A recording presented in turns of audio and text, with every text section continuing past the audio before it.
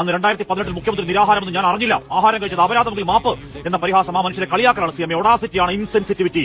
മുഖ്യമന്ത്രിയോ ഏതെങ്കിലും VIP ആണോ ഒന്നുമില്ല, നമ്മളൊക്കെ പോയാലും അങ്ങനെ തന്നെയാണ്. മലബാറിലെ വീട്ടങ്ങൾ കലർപ്പില്ലാത്ത സ്നേഹം വാരിച്ചൊരി, അടുക്കളയിൽ അമ്മമാർ കഷ്ടപ്പെടും, ഉണ്ടാക്കാൻ കഴിയുന്നതൊക്കെ ഉണ്ടാക്കി ഡൈനിങ് ടേബിൾ ഇഞ്ച് കാലിയിടില്ല, വയറും മനസ്സൊക്കെ നിറയ്ക്കുന്നത് ആ നല്ല മനുഷ്യരുടെ ശീലമാണ്.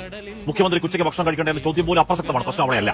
മുന്നറിയിപ്പുകൾ നൽകേണ്ട സംവിധാനങ്ങൾ പിന്നെയും ദുരന്തമായി മാറിയ മറ്റൊരു രാത്രി. രായ്ക്കുരാമാനം ആർത്തു പെയ്ത പേമാരിയിൽ 16 അകാല മരണങ്ങൾ, കോടികളുടെ നാശം, നഷ്ടം, മനുഷ്യർ കൈക്കുഞ്ഞുങ്ങളടക്കം പ്രാണൻ വാരിപ്പിടിച്ച് പെരുവഴി ആധാരം എന്ന ഗതികെട്ട ദുരന്തകാല ചിത്രത്തോട് ചേർത്ത് വെക്കാവതല്ല.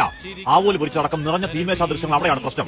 വാക്കിലും പ്രവൃത്തിയിലും ആദ്യ പിടിച്ച മനുഷ്യർക്കൊപ്പം നാടിന്റെ നേതാവ് കട്ടയ്ക്ക് നിൽക്കുന്ന സമയത്ത് ആ ചിത്രം പുറത്തേക്കെത്തൽ ഔചിത്യ പ്രശ്നമാണ്. മുഖ്യമന്ത്രിക്ക് അത് മനസ്സിലാവുന്നതിൽ അതിനേക്കാൾ പ്രശ്നമാണ്.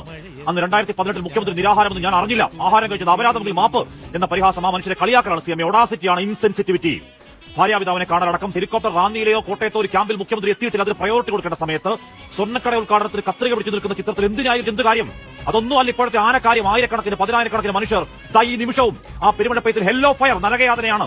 8 വർഷങ്ങൾക്ക് മുൻപ് ആ മഹാപ്രളയം കുത്തുവാളയെ പിടിച്ചറിയാനാണ് ആറന്മുള, ചെങ്ങന്നൂർ, റാന്നി, തിരുവല്ല.